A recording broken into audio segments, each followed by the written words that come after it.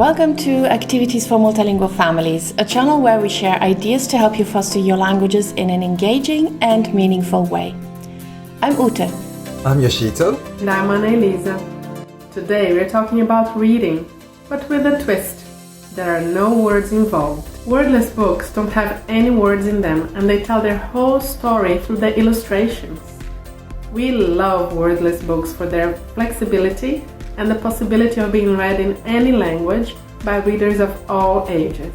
Reading is much more than just decoding the words on the page. It's creating meaning, making connections with what you already know, learning something new, predicting what's going to happen, reading between the lines, it's asking and answering questions, it's forming an opinion about the subject, sharing what you're reading with others, and much more. When we read wordless books with our children, all those comprehension processes are going to take place. It's an active moment. It's also a moment where we can feel free to interpret the illustrations and to give voice and life to the story the way we want. As a bonus, wordless picture books can be a gateway to even the most reluctant or struggling readers. Our toddlers and preschoolers are masters at reading pictures.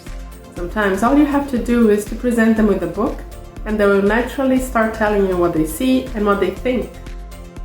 Let's follow their lead. Let's listen attentively.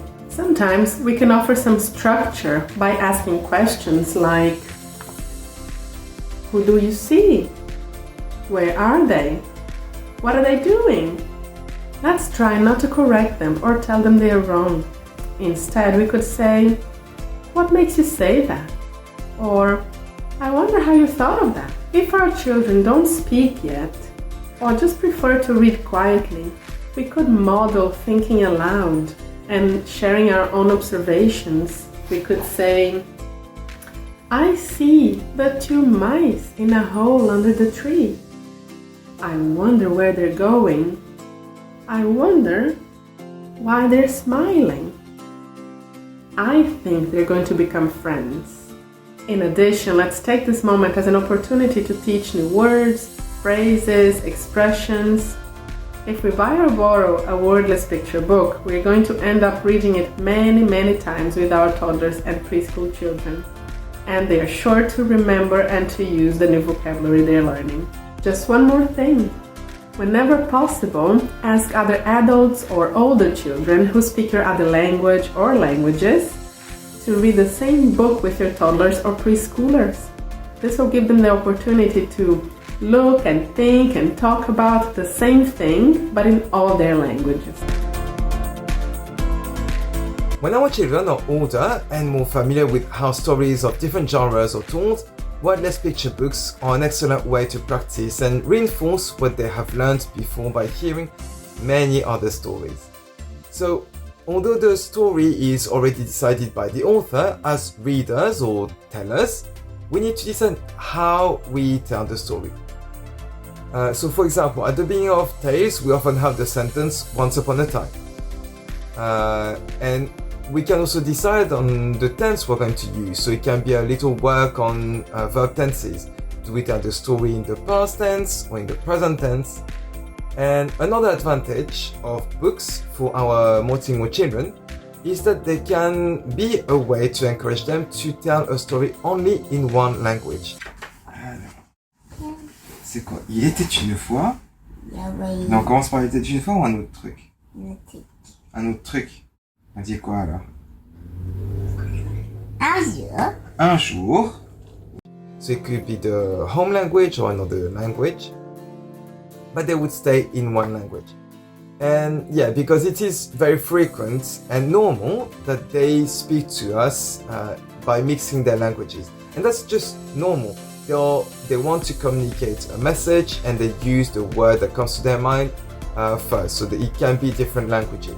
So through telling the story in the home language, our children will naturally ask us how to say this or that in the language.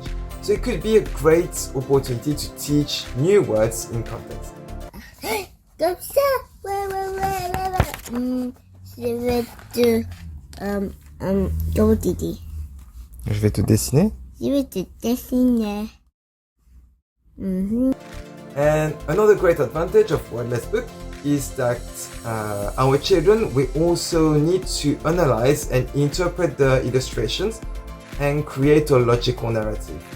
And when the book has been read several times, you will see that they sometimes use their knowledge of how the story develops to interpret what they see and tell the story maybe in a more logical way. So when you take your Wordless book, it might be a good idea to flick through the pages and see how the story develops and then start telling the story. And the fun is not necessarily in discovering the action, by the way. It's about telling the story, how we tell it, and how people enjoy the story. So our children have likely seen their teachers do that, and they will probably want to reenact in the same way, sitting on a chair, flicking the pages by looking at you instead of looking at the book. So it could be really, really nice. C'est quoi tout ça? Qui c'est qui dit ça?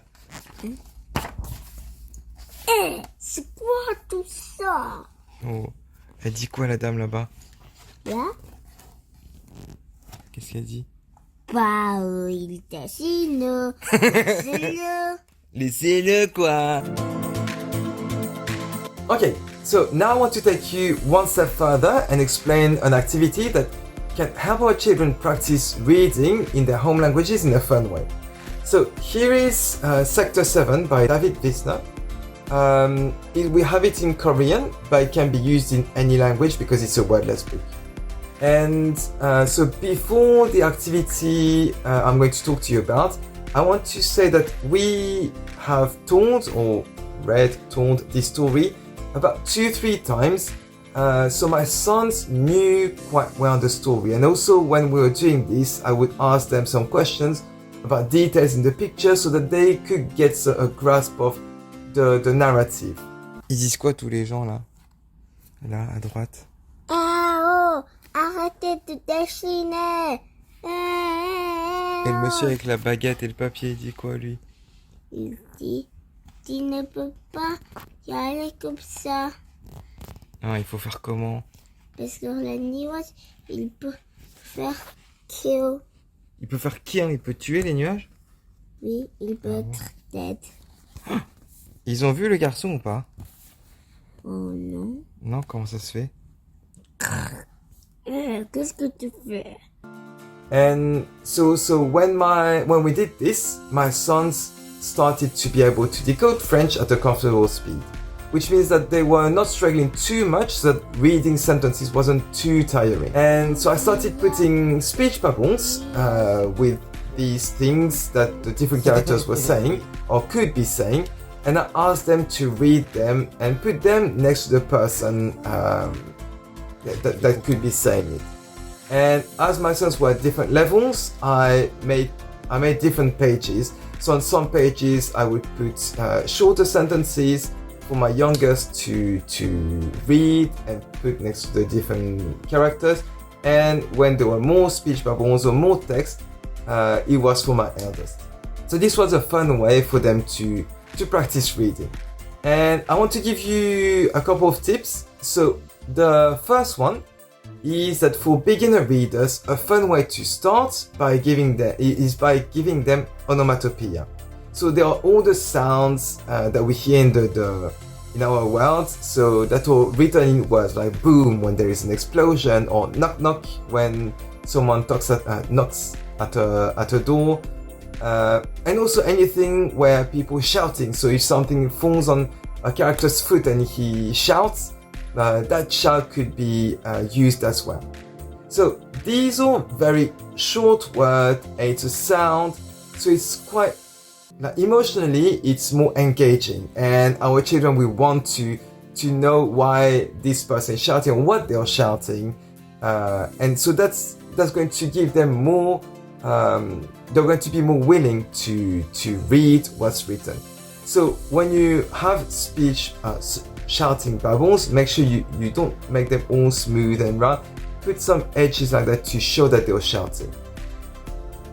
Another tip I would like to give you is to get your child eager to find out what is written in the speech bubble. So I talked about the exclamations, but also if you include some silly things that the characters would be saying, from time to time they would be like looking for these silly comments that you wrote in the speech bubble. So that's a second tip that can encourage your child to want to read more and then place the speech bubbles next to the right character.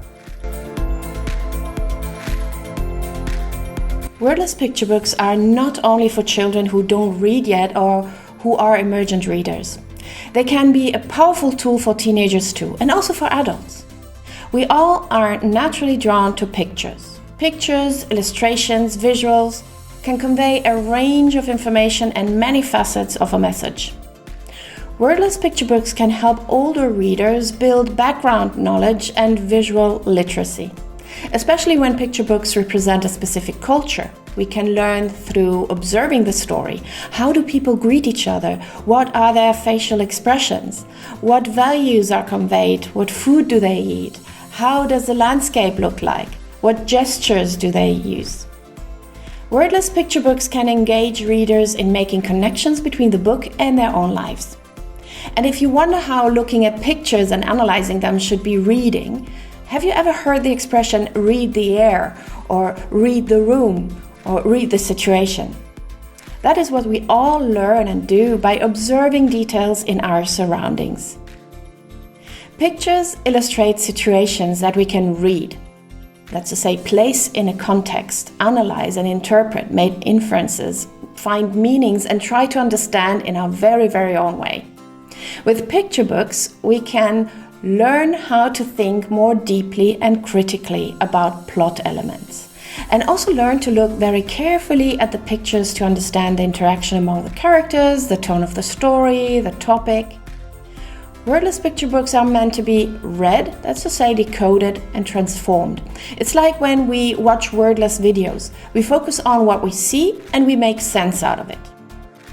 Wordless picture books allow multilingual readers to make up their very own story by using their own words in the language of their choice. Ein Mann ist in ein Stadt angekommen und sucht sich eine Wohnung oder irgendwo, wo er übernachten kann.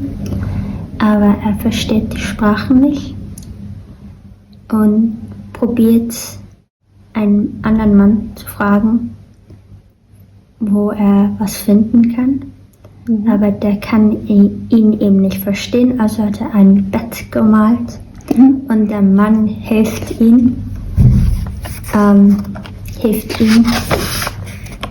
und zeigt ihm ein Hotel, wo er unterkommen kann. Am nächsten Tag ist er wieder unterwegs und trifft ein Mädchen, also eine Frau, und sie erzählt ihm ihre Geschichte, wie sie dahin gekommen ist und wie sie auch irgendwie aufgewachsen ist. Sie arbeitete bei einer Dampfmaschine, also Kohlmaschine, Dampfmaschine. Schwierig, ne? Man weiß nicht genau, was es ist. Genau. Und wurde auch nicht ganz so gut behandelt. Und an einem Tag hat sie einfach entschieden, wo es zu viel wurde, dass sie flüchten möchte. Und dann ist sie einfach in einen Zug gestiegen und losgefahren. An idea to encourage teenagers to explore picture books is to let them answer the 5 W questions. Let's say who, what, where, when and why, and also how, which are the basic questions for information gathering and problem solving. They are very important for journalism, research, police investigations and more. By finding answer to these questions, they can select the picture or pictures that are important pillars for the story. Maybe go back and forth to check if the storyline makes sense. They can correct themselves, try new reasonings and find solutions. When shared with others, these picture books foster listening skills, vocabulary, comprehension, and increase the awareness of how the storyteller actually built the story. What made them choose one term instead of another? Wordless picture books can be read in all languages. This also allows readers to adapt the pictures to their very own level of fluency in the language, and they can even mix their languages if necessary, for example, if one term doesn't come to mind quickly enough. So picture books allow us to follow our very own pace, the pace of our thoughts, expressing ourselves and narrating the story. The whole story can also change depending on the details we focus on. With picture books, thanks to the rich and expressive visuals, readers are stimulated to explore their vocabulary. And it's very surprising to see how much talking one can do and how fun it can be. Especially for more reluctant readers, wordless picture books can be an effective way to learn about different meanings also across their languages and become much more confident in telling stories. And if you still doubt that a picture book could foster language skills, a picture is worth 1,000 words. Which wordless picture books do you have? Which ones would you recommend and how do you use them? Which one is your child's favorite one and which one is your favorite?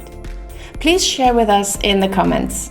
If you like what we share here, make sure to subscribe to the channel and ring the bell icon so you're notified every time we publish a new video. Have fun with the languages.